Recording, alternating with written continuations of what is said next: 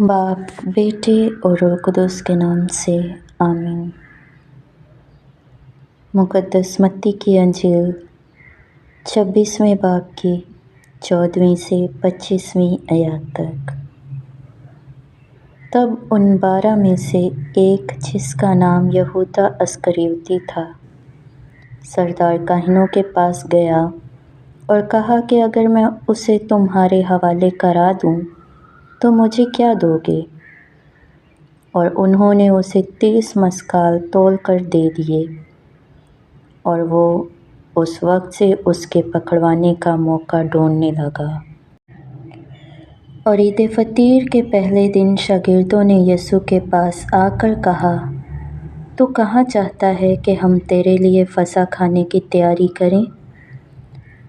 उसने कहा, शहर में फला शख्स के पास जाकर उससे कहो कि उस्ताद फरमाता है, मेरा वक्त नज़दीक है, मैं अपने शागिर्दों के साथ तेरे यहाँ फसह करूँगा। और जैसा यीशु ने शागिर्दों को हुक्म दिया था, उन्होंने वैसा ही किया और फसह तैयार किया। जब शाम हुई तो वो 12 शागिर्दों के साथ खाना खाने बैठा, और जब वो खा रहे थे तो उसने कहा, मैं तुमसे सच कहता हूँ कि तुम में से एक मुझे पकड़वाएगा। और वो बहुत दलगीर हुए और हर एक उससे कहने लगा, ऐ खुदावंद, क्या मैं हूँ? उसने जवाब में कहा, जो मेरे साथ तबाक में हाथ डालता है वही मुझे पकड़वाएगा। इब्ने इंसान तो जैसा उसके हक़ में लिखा है जाता है, लेकिन उस आदमी पर अफसोस जिसके वसीले से इब्ने इंसान पकड़वाया जाता है। अगर वो आदमी पैदा ना होता तो उसके लिए अच्छा होता। तब उसके पकड़वाने वाला यहूदा बोल उठा और कहा, ऐ रबी, क्या मैं हूँ? उसने उससे कहा, तूने खुद ही कह दिया।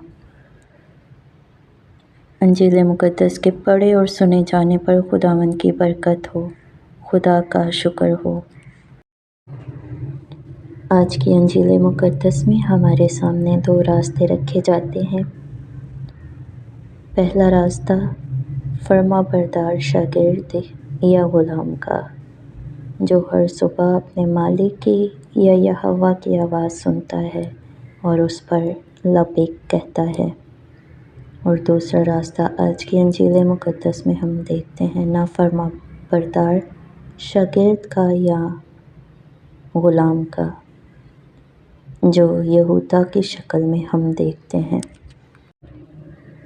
इशाया में हम देखते हैं कि ग़ुलाम या शागिर्द अपनी मौत की तरफ जाता है, जो कि उसे अबदी ज़िंदगी अता करती है। लेकिन यहूदा जो कि यीशु को बेचता है, सिर्फ 30 मस्काल सिल्वर में उसकी हॉरिबल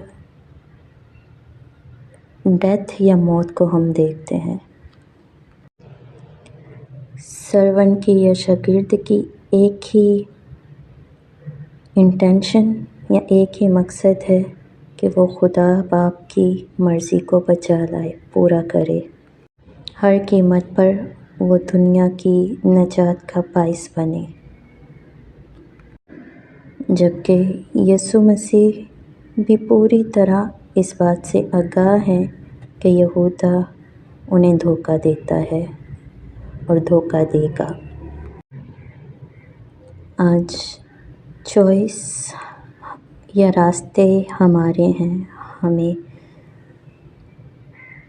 उस रास्ते को चुनना है जहाँ पे एक सर्वेंट, एक ग़ुलाम अपने मालिक की खिदमत के लिए हमेशा हाजिर है, या उस धोखाबाज की तरह हम भी मसीह को मुख्तलिफ़ रास्तों में, मुख्तलिफ़ हालात में धोखा देते हैं।